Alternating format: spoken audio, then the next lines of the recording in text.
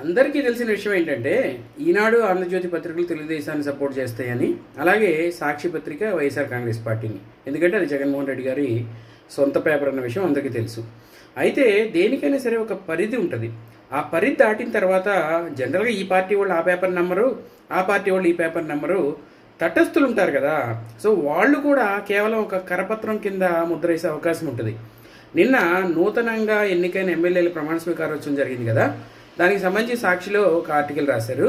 జగన్మోహన్ రెడ్డి గారిని అవమానించారు అంటే ప్రతిపక్ష నేతని ముఖ్యమంత్రి తర్వాత ప్రమాణ స్వీకారం చేయాలంట. సో జగన్మోహన్ రెడ్డిని మంత్రులందరి తర్వాత చేయించారంట. అయితే సాక్షి ఒక విషయంలో క్లారిటీ తెచ్చుకోవాలి.